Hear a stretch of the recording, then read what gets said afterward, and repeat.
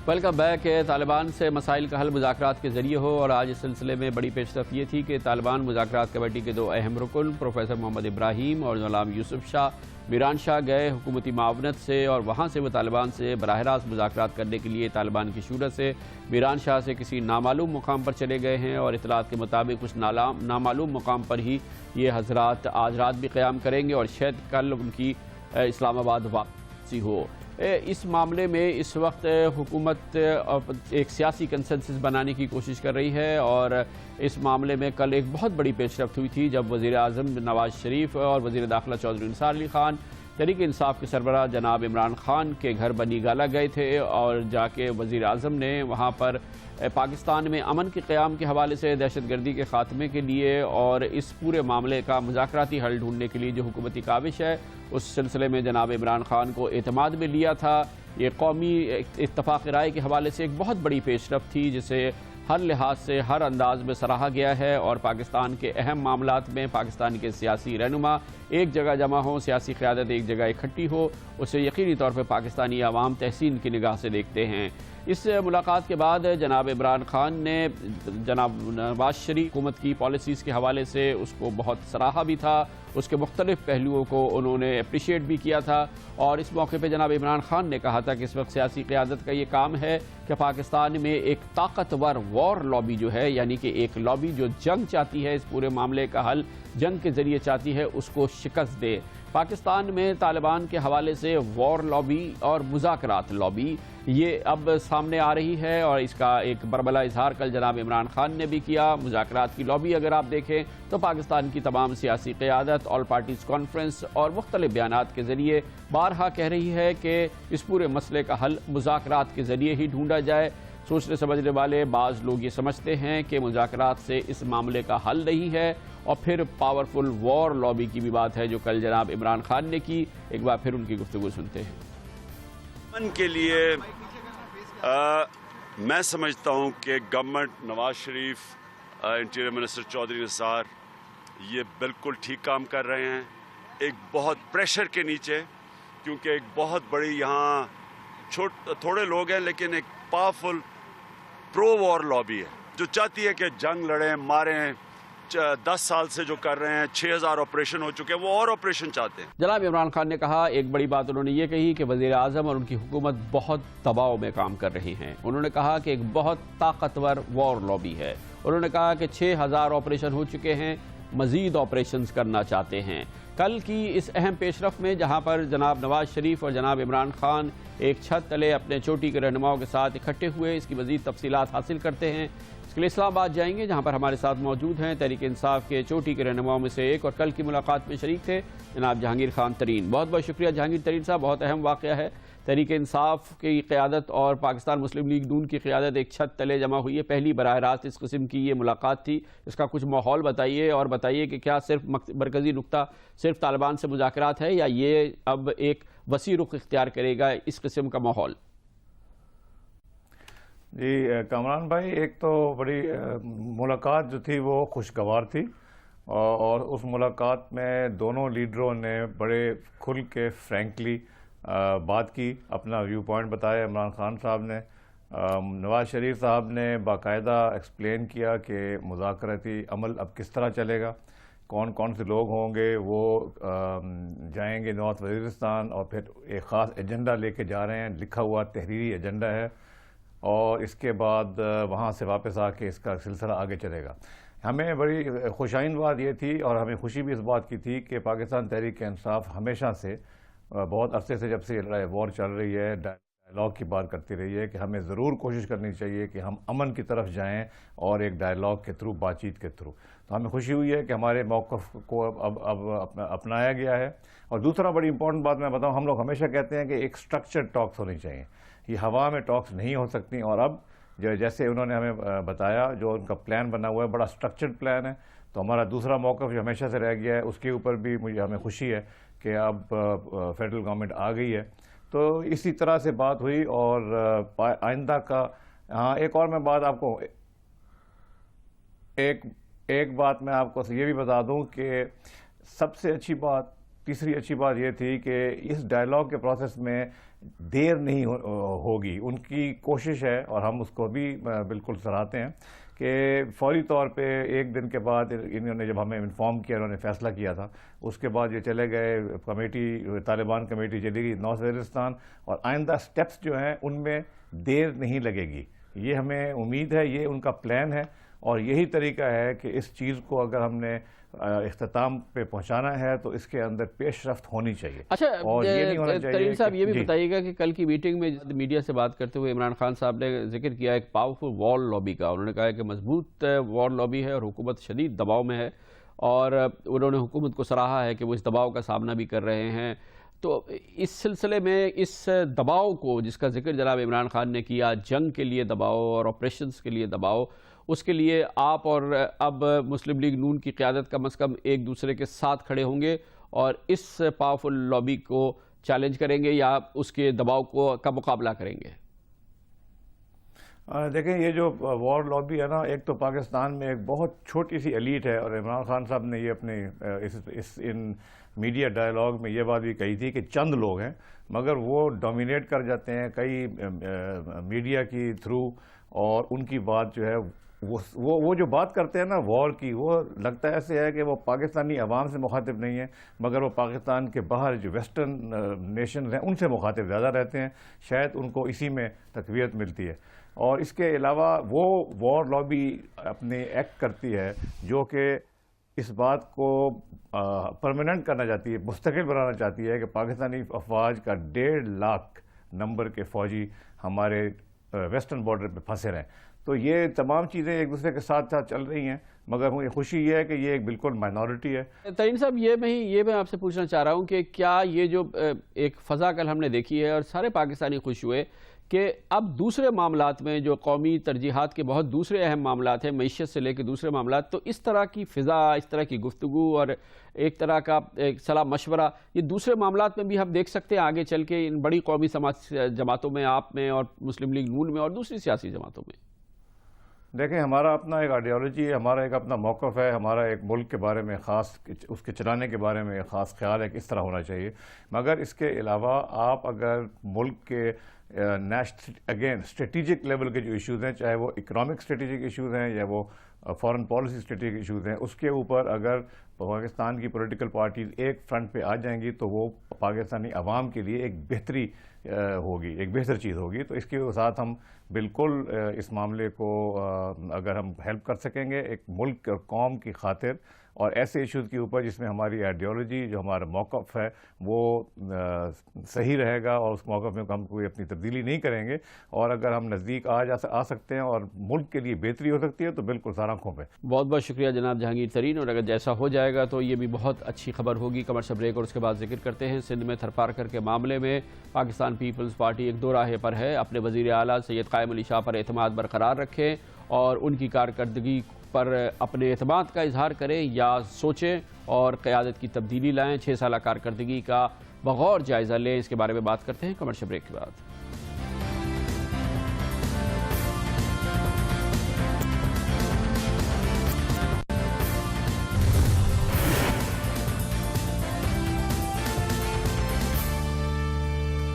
تھر میں قحط خشک سالی کے نتیجے میں جنم دینے والے اسکینڈل نے اور سانحے نے پوری دنیا کی توجہ اپنی طرف مبذول کرائی. ایک بار پھر حکومت سندھ کی نااہلی، بے بسی اور کرپشن سامنے آئی ہے، اور یہ پہلی بار یہ نہیں ہوا ہے.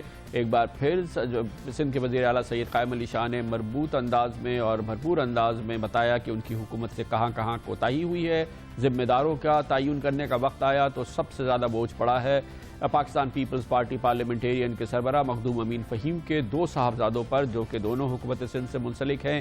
ایک وزیر کی حیثیت سے، وزیر بحالی کی حیثیت سے، اور ان کے دوسرے صاحبزادے مخدوم عقیل الزماں تھرپارکر کے ڈپٹی کمشنر تھے.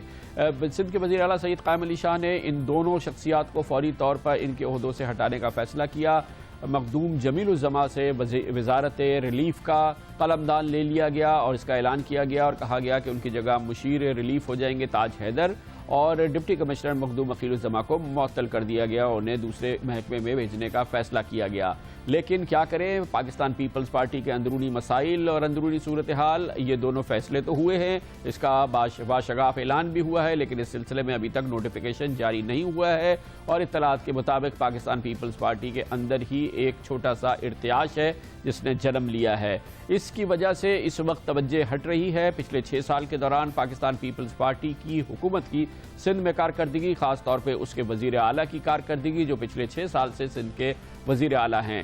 سید قائم علی شاہ بارہا اپنی ناکامیوں کا اعتراف کرتے رہے ہیں۔ اب سے چند ہفتے قبل انہوں نے اپنے ہی ضلع، اپنے گھر خیرپور کے حوالے سے کہا تھا کہ یہاں پر سب سے زیادہ حکومتی نااہلی نظر آئی ہے، کرپشن نظر آیا ہے، سب سے زیادہ گورننس کی خرابی نظر آئی ہے، جس نے اس سوال کو جنم دیا کہ اگر وزیر اعلیٰ اپنے آبائی ضلع میں ان کے ہاں منصوبوں کا یہ حال ہے، ترقی کا یہ حال ہے، حکومتی کارکردگی اس طرح کی ہے تو پورے صوبے میں کیا ہوگا۔ کراچی سے لے کے خیرپور تک کے جو حال اس وقت ہے وہ اس بات کی گواہی دے رہا ہے۔ سندھ کا سب سے بڑا شہر، پاکستان کا سب سے بڑا شہر، یہاں پر جو اس وقت ترقی کی صورتحال ہے، جو حکومتی کرپشن عام نظر آتی ہے اور جو اس وقت شہر کا حال ہے وہ سب کے سامنے ہے، اور وہی حال سندھ کے دوسرے علاقوں کا بھی ہے۔ اس حوالے سے ایک اور بڑا سانحہ نظر آیا تھا جب بالآخر سندھ کے وزیر اعلیٰ سید قائم علی شاہ تھرپارکر پہنچے تھے، اور اس کے ساتھ ہی حکومتی مشینری جس میں سے اکثر نے انتظام کیا کہ ان کے ساتھ آنے والے 100 لوگوں کے لیے کھانے پینے کا کیا انتظام کیا جائے، اور اس کے لیے اس قسم کا کھانا وہاں ارینج کیا جا رہا تھا۔ قحط اور خشکسالی سے مارے ہوئے علاقوں کے اندر اور اس اطراف میں جہاں پر لوگ قحط سے مر رہے تھے، سندھ کی حکومت کے اہم ترین لوگوں کے لیے فش فرائی کی جا رہی تھی، چکن فرائی کیے جا رہے تھے، اور ان کے لیے انواع و اقسام کی ڈشیں تیار کی جا رہی تھی، اور یہ لائیو کوکنگ کا اہتمام ہو رہا تھا۔ یقینی طور پہ پاکستان پیپلز پارٹی کے لیے اور اس کے بانیوں کے لیے ایک شرمناک یہ لمحہ تھا جو کہ پچھلے دنوں ٹیلی ویژن سکرینز پہ دیکھنے میں آیا ہے۔ پچھلے 6 سالوں کے دوران اندرون سندھ جو پاکستان پیپلز پارٹی کا گڑھ ہے، جہاں پر پاکستان پیپلز پارٹی کو بڑی تعداد میں ووٹ بھی ملتے ہیں، وہاں پہ حکومتی کارکردگی، سندھ کے وزیر اعلیٰ کی کارکردگی کیا رہی ہے، اس کے لیے آج ہم سندھ کے 3 اضلاع کا دورہ کریں گے اور وہاں پوچھیں گے کہ 6 سال کے دوران کیا ہوا ہے۔ سکھر میں ہمیں بتائیں گے وہاں کا احوال شاہد علی، دادو سے ہمارے ساتھ ہوں گے ریاض ناریجو، اور بدین کا احوال ہمیں دیں گے حنیف زئی۔ سکھر شہر جو ہے وہ تقریباً 7 سے 7.5 لاکھ کی آبادی کا شہر بن گیا ہے۔ اس شہر میں سہولیات فراہم کیے جانے کا معاملہ وہیں کا وہیں ہے۔ اگر ہم تعمیرات کی بات کریں، سڑکوں کی بات کریں، نکاسی آب کی بات کریں، پینے کے پانی کی فراہمی کے لیے ڈالی جانے والی لائنوں کی تنصیب کی بات کریں، تو تمام جگہوں پر کام رکا ہوا نظر آتا ہے۔ گزشتہ 5-6 سالوں میں کئی مرتبہ فنڈز منظور ہوئے، سڑکیں بنائی گئیں کچھ جگہوں پر، لیکن ناقص مٹیریل استعمال کیا گیا، وہ ٹوٹ پھوٹ کا شکار ہو گئیں۔ ٹف ٹائلیں لگائے جانے کا کام شروع کیا گیا، شہر کے مختلف علاقوں میں جو ہے ٹف ٹائلیں لگائی گئیں، لیکن ٹھیکیدار جو ہیں وہ آدھا کام چھوڑ کر فرار ہو گئے۔ اب آدھی جگہوں پر ٹف ٹائلیں لگی ہوئی ہیں، باقی جگہوں پر گڑھے کھدے پڑے ہیں، کئی جگہ پر بڑی بڑی نالیاں کھدی پڑی ہیں اور لوگوں کو شدید پریشانی کا سامنا ہے۔ اس کے علاوہ اگر ہم دیکھیں کہ پینے کے پانی کی سپلائی جو ہے وہ بھی کئی جگہوں پر متاثر ہو رہی ہے۔ پینے کا صاف پانی جو ہے وہ سکھر کے شہریوں کو نہیں ملتا۔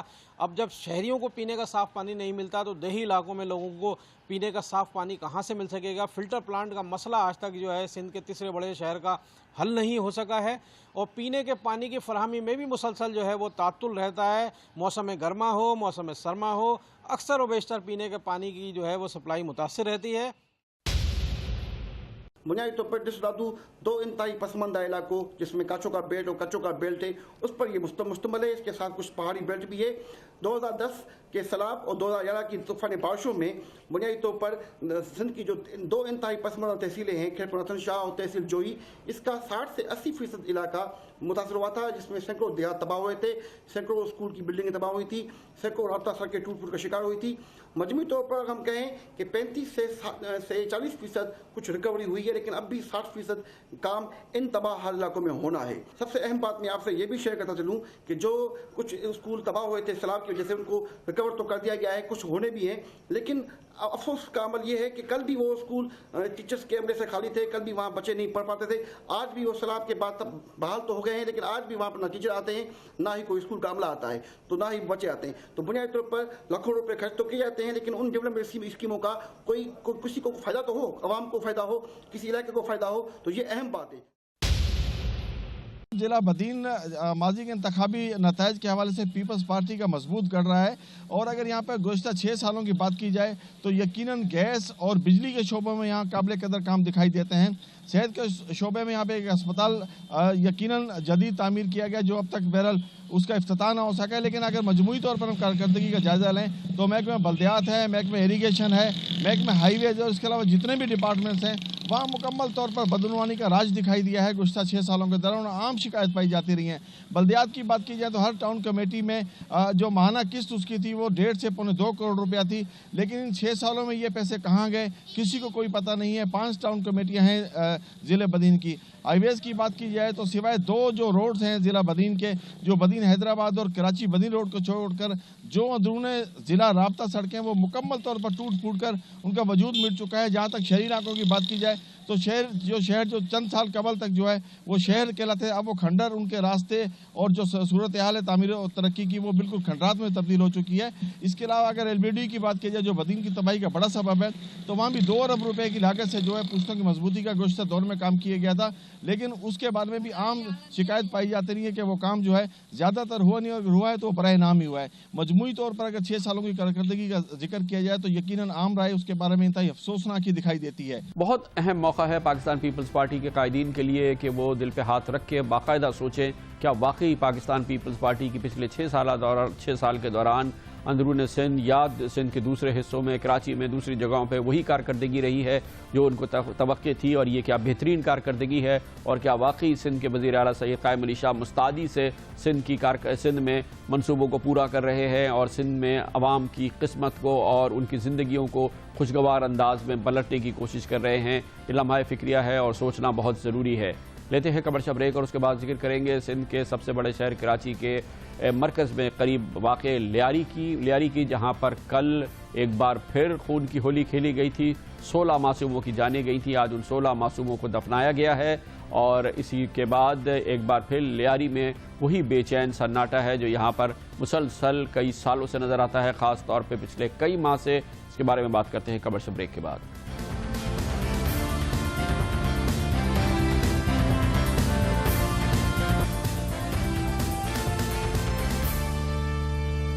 Welcome back. کراچی کے قدیم علاقے لیاری میں کہ بہت سارے علاقوں میں آج سب سے اہم مصروفیت تدفین تھی ان معصوموں کی جو کل اس خون کی ہولی میں اپنی جانوں سے ہاتھ دھو بیٹھے، جو لیاری کے مختلف علاقوں میں کھیلی گئی، جس میں بم بھی برسائے گئے، گولیاں بھی چلائی گئی اور اندھا دھند معصوموں کو نشانہ بنایا گیا، جس میں خواتین بھی شامل تھیں۔ کراچی میں کل یہ ہوا جس میں 16 لوگوں کی جانیں گئی تھیں، جس کے بعد پولیس اور رینجرز نے کہا کہ ان کے آپریشن کے نتیجے میں گینگ وار سے منسلک 8 لوگوں کو ہلاک کیا گیا ہے۔ لیاری گینگ وار کا مرکز ہے اور یہ آج سے نہیں ہے، پچھلے کئی مہینوں سے، کئی سالوں سے یہ جاری ہے۔ کراچی آپریشن کے دوران بھی یہاں کی صورتحال میں تبدیلی نہیں ہوئی ہے، بلکہ حقیقت یہ ہے کہ صورتحال میں خرابی ہوئی ہے۔ اس کا اثر پورے شہر میں ہو رہا ہے۔ شہر میں ہونے والے اغوا برائے تاوان، بھتہ خوری کی وارداتوں میں نہ صرف اضافہ ہوا ہے بلکہ اس کا تعلق بھی لیاری سے اور لیاری میں موجود گینگ سے منسلک کیا جاتا ہے۔ وزیر اعظم جناب نواز شریف نے اس بات کا نوٹس لیا ہے۔ کل وہ کراچی تشریف لا رہے ہیں۔ وزیر اعظم نے کراچی آپریشن کا اعلان کیا تھا ستمبر میں، اور انہوں نے اس بات کا ٹاسک دیا تھا اور وفاقی حکومت کی بھرپور مدد کی حمایت کا اعلان کیا تھا کہ کراچی کو جرائم پیشہ، غنڈے اور دہشت گردوں سے آزاد کرایا جائے۔ آپریشن شروع ہوا، کچھ صورتحال میں بہتری بھی ہوئی، کہیں پہ زیادہ بہتری ہوئی، کہیں پہ کم، لیکن لیاری کا علاقے میں قطعی طور پہ بہتری نہیں ہے بلکہ حالات میں خرابی نظر آ رہی ہے۔ وزیر اعظم جناب نواز شریف کل یہاں آئیں گے اور ایک بار پھر سندھ کے وزیر اعلیٰ سید قائم علی شاہ اور سندھ کے حکام سے اس سلسلے میں بریفنگ لیں گے۔ آج ویسے سید قائم علی شاہ نے جیسے ان واقعات کے بعد ہوتا ہے ایک بریفنگ بھی لی، امن و امان کی صورتحال کا جائزہ بھی لیا، لیاری کے حوالے سے پولیس اور رینجرز کو حکم بھی دیا کہ فوری کارروائی کی جائے اور قاتلوں کو گرفتار کیا جائے۔ شاید یہ کئی درجن بار اس قسم کی میٹنگز بھی ہو چکی ہیں اور اس قسم کے احکامات اب ایک معمول کا عمل ہے جو سندھ کے وزیر اعلیٰ جناب قائم علی شاہ انجام دیتے ہیں۔ آج کی تازہ ترین صورتحال پوچھیں گے، اس کے لیے ہمیں جوائن کیا ہے ہمارے سینئر کورسپونڈنٹ افضل ندیم ڈوگر نے۔ بہت بہت شکریہ افضل ندیم ڈوگر صاحب۔ مجموعی طور پر لیاری میں آج کیا کیا ہوتا رہا؟ آج بم نہیں برسے، گولیاں نہیں چلی، آج کیا ہوتا رہا؟ कमरान साहब, कल के वाक़े के बाद लियारी आज मुकम्मल तौर पर सोग में डूबा हुआ था। आज मुख्तलिफ इलाकों में लियारी के कारोबार बंद था। सुबह से नाश्ते की दुकानें बंद थीं, यहाँ तक कि लियारी के स्कूल जो तालीमी इदारे थे वो बंद थे, दफातर बंद थे। लियारी के मकीन जो थे रहने वाले थे आज अपने काम पर नहीं गए, बल्कि आज पूरा दिन लियारी के मुख्तलिफ इलाकों में जनाजे उठते रहे।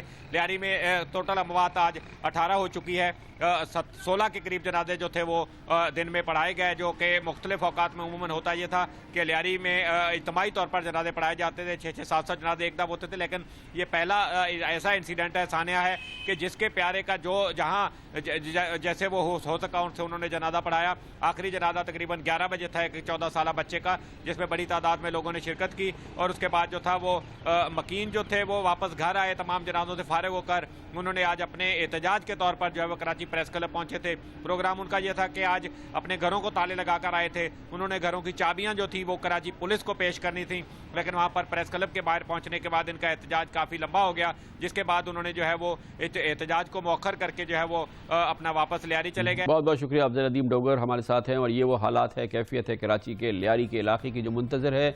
वज़ीर आज़म पाकिस्तान जनाब नवाज शरीफ के जो कल कराची तशरीफ़ ला रहे हैं और इसी किस्म की सूरत हाल उनको सुनने में मिलेगी अगर वो बराह रास्त कराची वालों से बात करेंगे या यहाँ के इंडिपेंडेंट लोगों से बात करेंगे। इसके साथ ही हमारे आज के प्रोग्राम का ख़त्म होता है। कल आपसे फिर मुलाकात होगी। कल तक के लिए कामरान खान को इजाज़त। अल्लाह हाफ़िज़ नासिर।